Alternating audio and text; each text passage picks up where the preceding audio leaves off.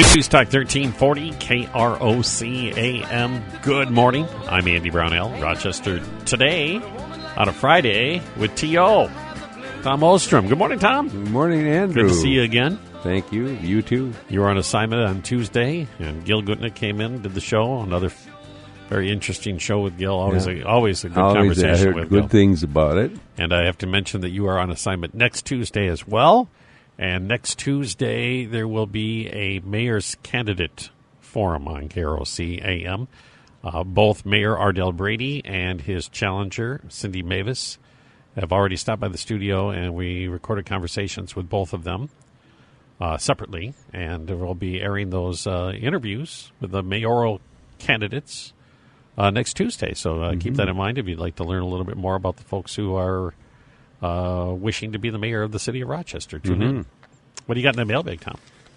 Well, first of all, let's see. I can't find my mailbag. I'll have to look for it later. Let's see. Oh, here it is. I got it. But first of all, did you go bowling last night? Yeah, it's Thursday. It's always bowling Thursday. So, upon coming here, then you were spared watching the Vikings get pummeled by the Packers. Unfortunately, I wasn't spared. It was on the large flat-screen televisions that are by the scoring machines at the bowling alley. Wow. No, that was horrible. Rogers was just exemplary. And this man named Lacey, who carries that Eddie Packer Lacy. ball, he's like a bulldozer. He carried Vikings with him. There was one tackle at the end zone, and he hit a Viking player so hard head-to-head that the Vikings' helmet came off. I thought, no wonder they get concussions. And he carried him right into the end zone. But I think the Vikings have to ponder getting someone beside Ponder at quarterback. From what you saw between bowling, what was the Viking problem besides that the Packers had a hot day? One of our problems. Okay. We are without our flags, our franchise player, Adrian Peterson, for probably very good reasons we're without him. We lost our key receiver tight end in Kyle Rudolph to injury. Key piece of our defense, Chad Greenway, out with injury. Our quarterback out with injury. And your team looked darn good. How's that? That's a good analysis. The Vikings played horribly. I think they went into the game knowing they were going to lose. I think that the fact that number 7 was behind the center sent a signal to the entire team that the coaching staff had decided we're going to lose this one anyway, so we're just going to go throw this B squad out there and see what happens. And I think the Vikes then went to a losing record, and the Packers emerged with a winning one. They both. I'll tell you we'll what. see what happens. Your Packers, when they beat the Bears, they looked very stout as well. Yeah, surprisingly, both games surprised me how their opponents were weaker than I thought, and at least those games. Maybe they learned something, and the Packers were stronger than I thought. And oh my gosh, it's Ponder horrible. Oh gosh, you asked about the mailbag. Reese McCrae is a server at Whistle-Binky South. What's the name? Resee is how it's pronounced. Oh, okay. I thought you were doing. But there are A's there. I thought you were doing some sort of funny thing with Tracy McCrae. No, I wouldn't do that. Okay. And she's a very peppy, bright gal, works at Whistle-Binky South, and she listens to KROC. She good. Enjoys it. She's well-informed. She's peppy and smart.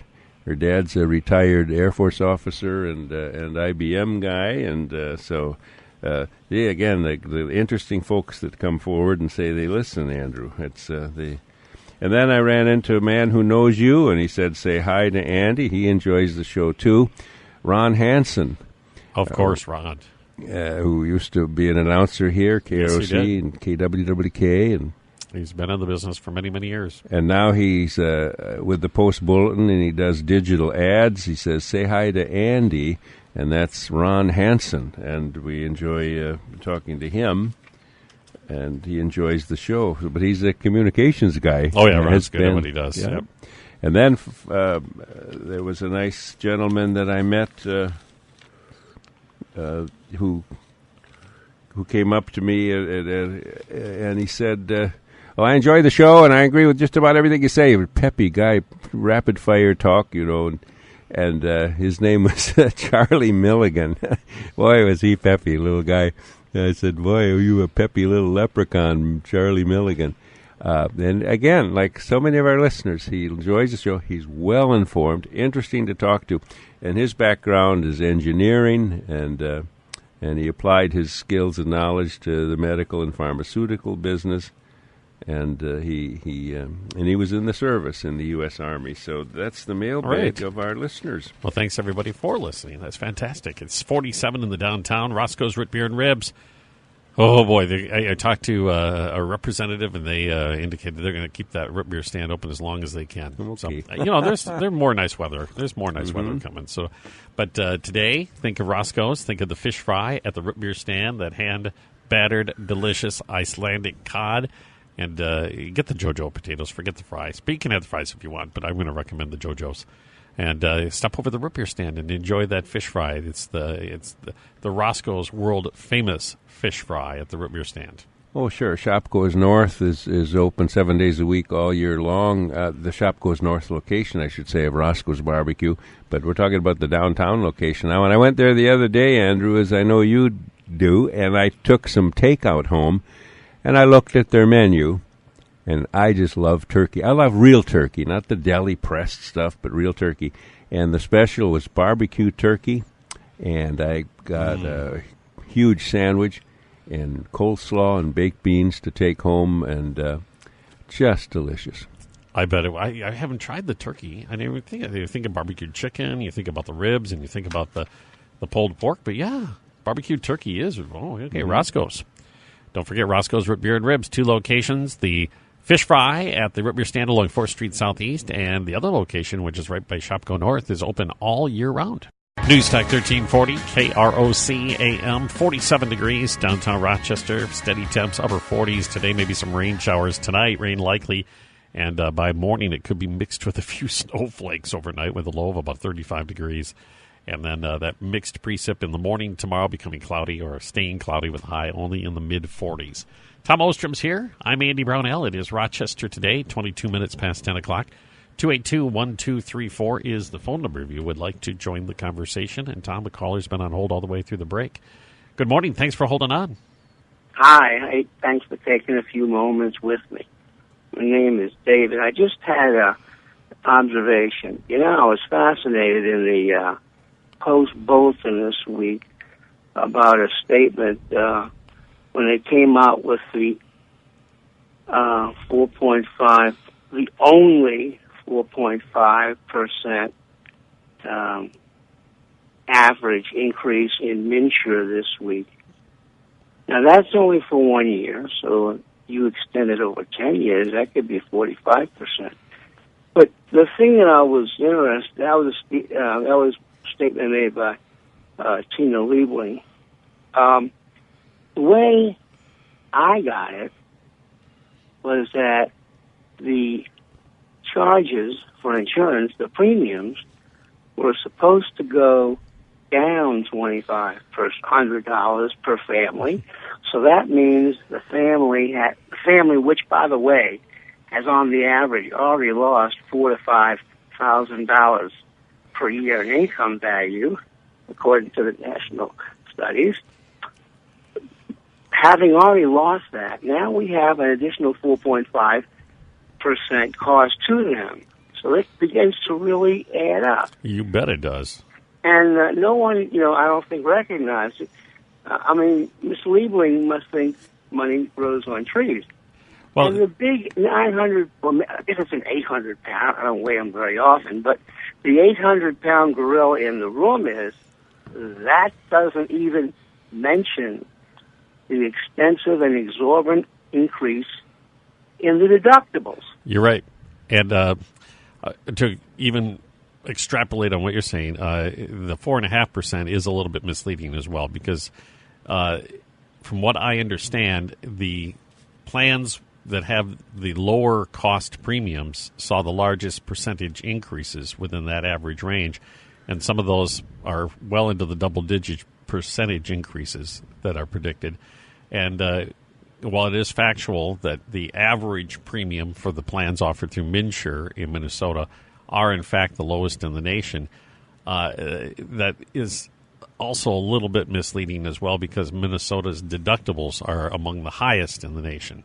And of course, it doesn't mean what low. It doesn't. Low is not always low. Exactly. You use the word. Right. You can make the premium low by putting the out of pocket so high that of course it lessens the risk to the insurer. And the insurance companies are squeamish about trying to cover this. And then I heard that a lot of illegal immigrants are on the Obamacare rolls. That's been found out, and the bureaucrats promise to cleanse the rolls of that issue. So costs, as our caller is saying, enormous and almost unpredictable. And also the other piece of this that doesn't get a lot of mention is that the report that came out on Wednesday only dealt with the private insurance plans offered through MNsure, which are a small fraction of the actual coverage that was obtained by Minnesotans through the MNsure site.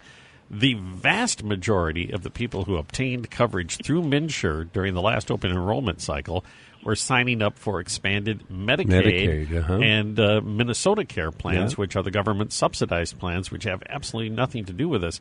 So when you hear the governor and the other supporters of this touting, Al Franken among them, touting that, oh, look at Minnesota, we're a model for this, 95% of us now have health coverage, that gain in health coverage was largely due to the expansion of the Medicaid program, not through the sale of private insurance on MNsure. And can Minnesota sustain the costs that this government will incur with this system? Well, that is still yet to play out. At 3 years after it starts, it becomes 100% responsible. No, it actually doesn't. It's not 100%. It's a sliding. It begins to lessen every year, but it never goes down to the state eating 100% of it. But they eat a larger share of it every single year. That's right. I sort of grew up with the concept that when we elect representatives to represent us, they're, first of all, supposed to represent us. I have a lot of difficulty understanding how people can represent what they want and then misrepresent it to the people who elected them. I know in this case, misleading, Franken, Walster, you can be a Democrat as much as you want, but you don't have to be a fool. If they think that we are so stupid that we will buy all this because they give us little bits and pieces, I think that's very insulting. All right. Well, thank you very much for your call. Thank you. Have a great weekend. Thanks a lot. Bye. Bye. We have another call before the news break. Good morning. You're on KROC. Good morning, gentlemen. How are you? Doing well. Good. I think that there's been a lot of focus on the quote slight increase in cost for the state plans. How about those of us that get our insurance through employers? Right. It's I don't know how many people that work for the large clinic here in town look back at their insurance costs from 2013, but I sat down and did the math, and to maintain the middle of the road plan of the three choices they offer, our monthly premium went up 51%. The annual deductible went up just shy of 60%, and the out-of-pocket maximum per family for the year went up 220%. And the irony of that is that for a lot of folks, they would love to have that Mayo plan because it is significantly better than what they have, even with those increases. And that's what's really amazing. Yeah, I remember you reporting several months ago that Mayo said there was going to be a pretty big transition in how they allocate benefits and whatnot, and they weren't kidding. No. So for all of like the gentleman said, that they're supposed to represent us and whatnot, this is certainly not what was promised, and not what I voted for. Yeah, the illusion of this $2,500 per household in savings was almost amazing, because I could almost argue that my cost this year went up. I'm going to guess $3,000. Just for routine medical coverage of Nothing, no broken bones, no emergency treatment, no chronic care. This was just some tests and some routine checkup type stuff. Because they cover wellness care, does not actually cover much. Right. All right, we got to take our break for news. So, hey. Anything else before we go? Vote. And not for the Democrats, please. All right. Thanks. Have a great weekend. You too. Yeah, all right. It's 10:29 KROC-AM, 47 degrees. Tom Ostrom's here. And we're going to be... Tom? Hello? Yes. Okay. Just checking to make sure you're still in the room with me. I'm listening to you. Okay. I'm organizing here. You are. I can hear the papers rustling.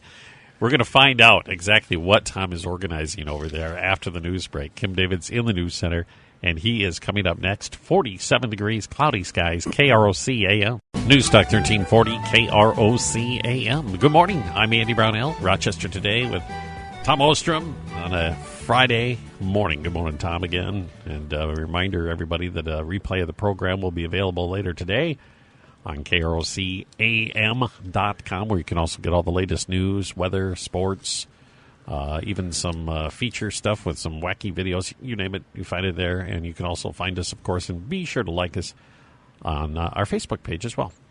Thomas, what do you want to cover next? Well, the Secret Service is part of the Treasury Department which in is tradition. Part of Justice, isn't it? Now it's part of Homeland Security. Oh, you're right.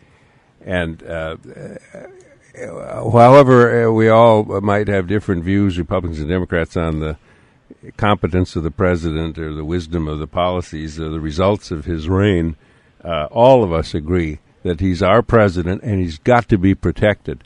And the Secret Service blunders lately have alarmed Democrats and Republicans, and they want to get to the bottom of it. Yeah, what is going on? The Oversight Committee, House Oversight, and Representative Ice is going to look into it. They had an intruder that jumped the fence, and I know this administration doesn't think fences are important on the southern border, but it's got to be. And my wife Mary and I have been to Lafayette Park, right by that fence and right by the entrance to the White House. It is not that secure looking, but they got fences, they got hedges, they got Secret Service, they got snipers, they got everything. But an intruder got in, jumped over the fence, ran to the White House, got inside, went through several rooms, beat up one Secret Service guy, and another one that was off duty walking through finally tackled him, and he had a weapon on him, and he had also had run-ins with the police in the area before with weapons in his trunk and maps marking the White House, and they still didn't do anything. So here he is, a guy named Gonzalez. And then there was a case where the president was on a tour, and on an elevator there's an ex-con by him with a weapon, a contractor, but still a weapon. Now, what's going on there? So Secret Service Director Julia Pearson appeared before Congress, and by the time the Democrats and Republicans got through with her, she abruptly resigned, and the Department of Homeland Security chief took her resignation, and there are going to be more congressional hearings on it. I've read that nonetheless the Secret Service agents blame her for the incompetencies. She was not qualified. She was a politically correct appointee, not competent in these matters. And the Secret Service guys didn't like her, and they said she was put in here because of the previous Secret Service scandals, drinking on the trips, the prostitutes, and the prostitutes. Yeah. So all of that. But anyway, she got nailed. And you know, she's out. She's out. In the Obama administration, they've had a lot of resignations. You know, they had Veterans Affairs Secretary Shinseki and Health and Human Services and others. And now Eric Holder, the president's goalie, as one columnist put it, who protects him from the scandals and doesn't assign prosecutors and decides what laws they will not enforce. Holder's gone. You don't know who's going to replace him. But there's some shakeups going on in the administration. This is the last one. What got me, it was one of the pieces I read about the intruder at the White House, was that two of the Secret Service guys on patrol on the grounds both saw this guy by the fence and recognized him as the person that they had interceded just days before, where he had the hatchet in the car. Yeah. They saw him by the fence, and yet didn't notify anybody. You get on the walkie and go, hey, remember that guy that had the hatchet? He's standing over there with the fence. Somebody get over there and keep an eye on this guy. You would think that would just be part of your job. Yeah. I always remember when Ronald Reagan, the attempted assassination, and the guy stood in front of just automatically went in front of the president and took the bullet. And these guys won't pick up a walkie-talkie to report that the guy that they had the week before who had a hatchet outside the White House with all the maps is standing out there again. Oh, that's right. What is going on? And adding to your point, the Secret Service got notification from state troopers who arrested him in a traffic stop in Virginia because he had a sawed-off shotgun and a map of Washington, and the White House was circled. And, and the troopers seized weapons from him and ammunition in his car, and he still isn't. Well, the Boston bombers, the other thing. Sometimes the FBI has missed things with these homegrown terrorists. Happen. The things happen, but you'd think in these days they'd be super sensitive and maybe overbearing. Well, not even. That is to the point of when you hear an account like that of people who at that point are really not into their jobs. The way I would read it would be like, yeah, let somebody else deal with that. Maybe I'm clocking off in a half an hour. I don't want to deal with this. And if you've got people in the role of protecting our top executive in the nation, arguably the most powerful man on the planet, from very serious threats, you got some major issues. New York Times did a great piece about what's happened in the culture of the Secret Service, and they've got some major issues to deal with, and I've seen it in other government agencies, especially the federal government. The folks I know who work for different departments, that when they get that, you get that mindset, you get that siege mentality that it's us against them, and there's a lot of reasons for it, and a lot of it has to do with top management and the way they deal with the people in the trenches. And this is not a partisan issue at all. This is more of a bureaucracy issue. Yeah, everybody's outraged.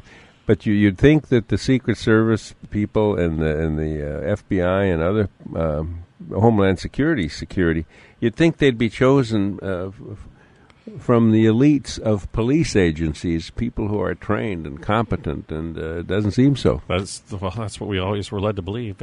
We do have a call, Tom. Good morning. You're on KROC. Hi. I also heard last night on Fox News that there was a female Secret Service agent in the White House who was overpowered by this intruder.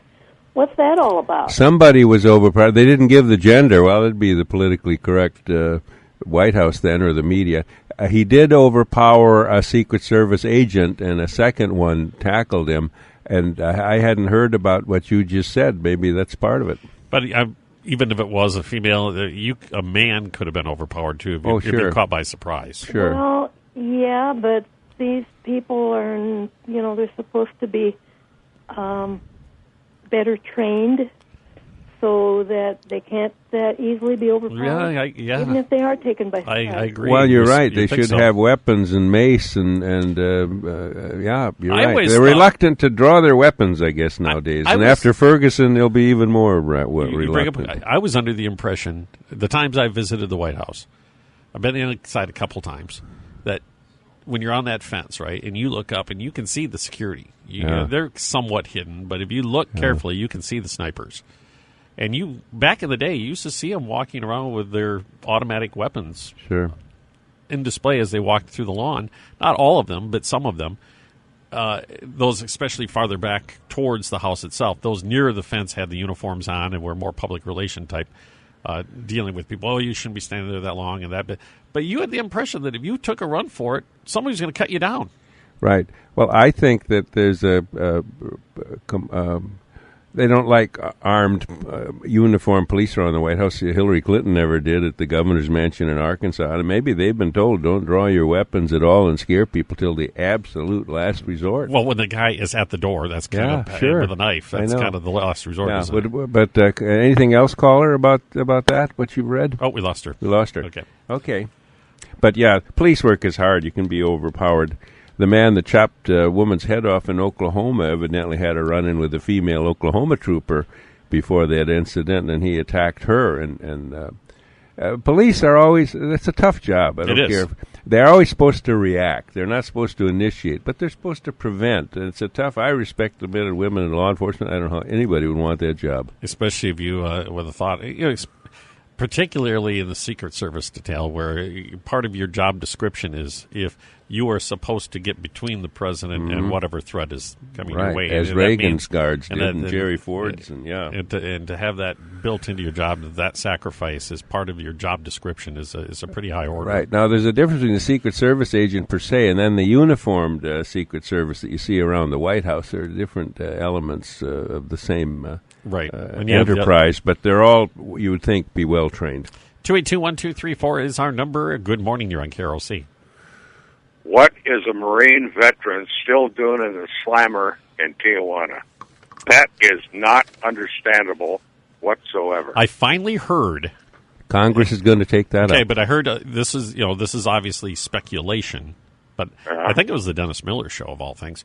I had heard that the reason that this discussion was taking place that because of what he did was a violation of federal firearms laws, and therefore if they go spring him, they're going to have to deal with a political backlash from the part of their base. This would be the Obama administration base that is pushing hardline enforcement of all federal firearms laws.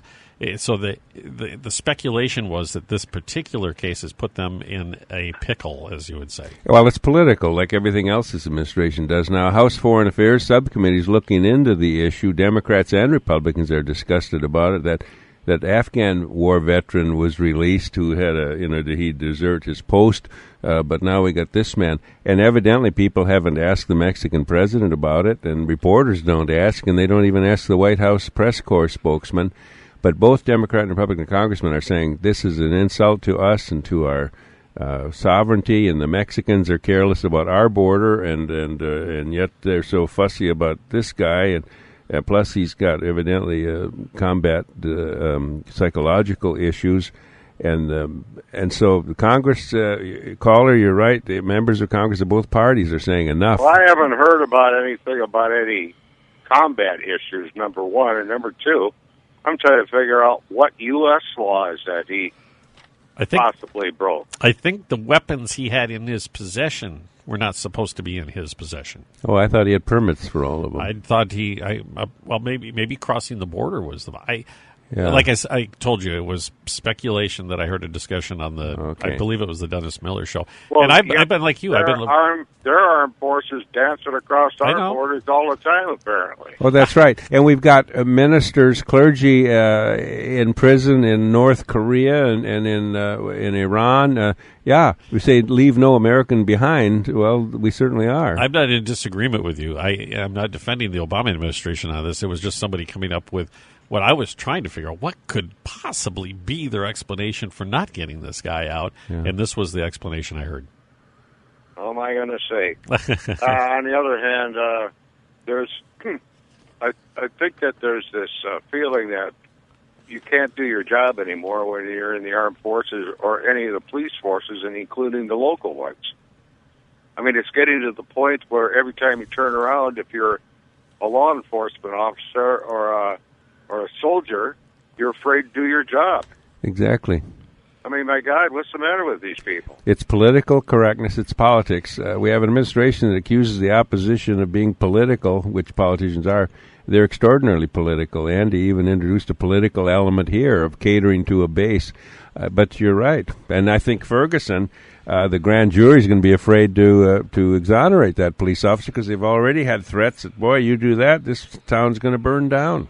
And remember, they had violence again last night. Yeah, and a police officer in Ferguson was shot the other day approaching some blacks who were outside of a dark business at night, and the black guys turned on that officer and shot him.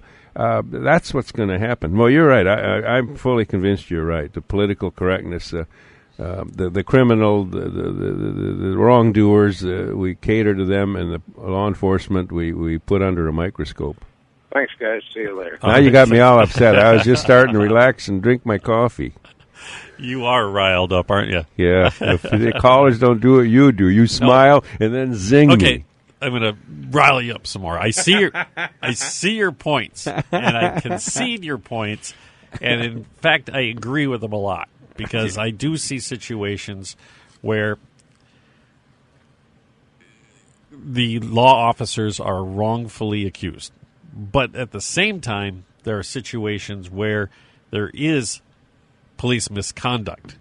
And I don't think that can be whitewashed at the same time. I think you have to be able to deal with that part of it while at the same time saying the assumption in my brain, when I see a situation, my assumption is I'm going to fall in favor of the law officer in my interpretation of events. Mm-hmm. But that does not mean my mind is completely made up about a situation, and I'm not going to accept police misconduct. Well, I would agree that the police have such extraordinary responsibilities and powers that those that are deviant in carrying them out can't be tolerated. But I'll say this, too. Police agencies are the only ones that have internal affairs units where police are paid to go after the bad guys, right. And I can't think of any other profession that does that as diligently. And you pointed out, if it was your speculation, if this grand jury in Missouri were to return an indictment against this officer based upon the pressure of what's happening on the streets, that would be a breakdown of our system, complete breakdown. Mm-hmm. If they're not basing their decision on the facts before them, but on a concern about what might happen out on the streets, we're in deep trouble. Yeah. We got to take a break. It's 9 minutes away from 11 o'clock and 47 in the downtown.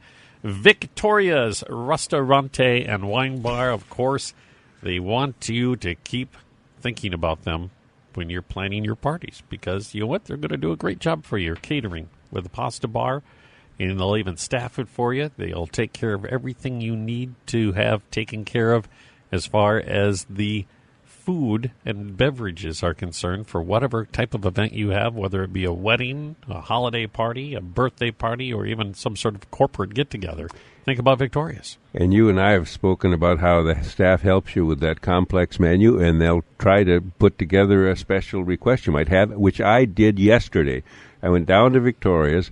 I sat and had a glass of wine while I made an order to take home. I was making a huge vat of soup, and I thought I need some stuff they got. And I asked them, and I'm talking to Tiffany and Ryan and Jason and Tracy, Todd's sister, and okay, here's what I wanted. I'm making soup. I'd like sautéed mushrooms. I'd like sautéed onions. I need some chicken. I need this. I need that. I put it together while I drink this great Victoria's wine, and I'll pay whatever you say. And see, they did it, and it was just great. And they're talking to the chefs, and it was reasonably priced too. But they'll do anything for you. They even asked about, "Hey Tom, do you want some zucchini with that as well?" Yeah. One of these days, I'm going to convert him and have him actually enjoy zucchini. That's Victoria's Restaurante and Wine Bar. Delicious food and excellent catering. And the phone number to call for the catering is 280-6232. Victoria's Restaurante and Wine Bar. Now, your Weather Eye Forecast on News Talk 1340, KROC-AM. Chance of scattered showers today, brisk northwest winds, steady temps.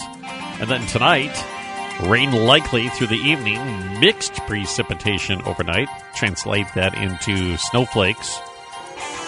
A low in the mid-30s. And they're even saying we could have a dusting of snow by morning. What? Mixed precip possible tomorrow morning, otherwise a cloudy day on Saturday with a high of just 46. The low in the low 30s Saturday night with partly cloudy skies, and then partly cloudy Sunday, low to mid-50s on Monday and Tuesday. There's a chance of rain on Monday. We get to Wednesday, low 60s, partly cloudy skies. Right now, 47 degrees downtown Rochester at KROC-AM. It's 3 minutes away from 11 o'clock. Tom Ostrom's here. I'm Andy Brownell, and we've got a few minutes left. What do you want to cover, Tom? Leon Panetta was a former defense secretary or CIA director, and he was at the Pentagon, and he was a congressman from California, and he was with the White House in previous years, and he wrote a book. I often wondered why the Oversight Committee didn't called him in to discuss Libya and its collapse. And following Robert Gates, this administration official, Panetta, to his credit, he was former Secretary of Defense. Then Leon Panetta criticized the president in his new book. He said that Obama was so concerned about getting troops out of Iraq and not being Bush or following Bush's policies that in his memoir, Worthy Fights, he says that he tried to argue you got to keep troops in Iraq. Even President Bush said what would happen if you didn't. And he said the White House team pushed back on us. The Defense Department thought he should keep troops there. I did. And they pushed back on us, and they just ignored us. And that's what Obama's been doing. He so ignores people that have other views than his. And then he comes up with a statement, no one anticipated this. Yeah. What are you talking about? A lot of people anticipated for 2 this. years they did, and he knew about it for a year. But Panetta said a lot of pushback on us to be quiet about it, and they weren't going to listen to us. And even Hillary Clinton, if she's going to be a presidential aspirant, has tried to protect herself, though, by saying she gave advice that wasn't followed. Boy. A predictable mess, and now he's got to deal with it. And he's got the intelligence agency barking back at him when he blames them. I couldn't believe he did that. I saw that on that Sunday night at 60 Minutes. I didn't actually watch. I read about it afterwards, and I just went, holy cow, I cannot believe he actually... I told us, what do we all have short-term amnesia? We don't remember these things? I just, honest to goodness, Tom, read a Time magazine that was published almost a year ago, and it had an article in it about the growing threat of the jihadists in Syria and how they pose a threat in Iraq because of their growing strength. Yep, he lies. People don't call him that. You got programs coming up. Oh, yeah, we got to mention that. You're on assignment Tuesday.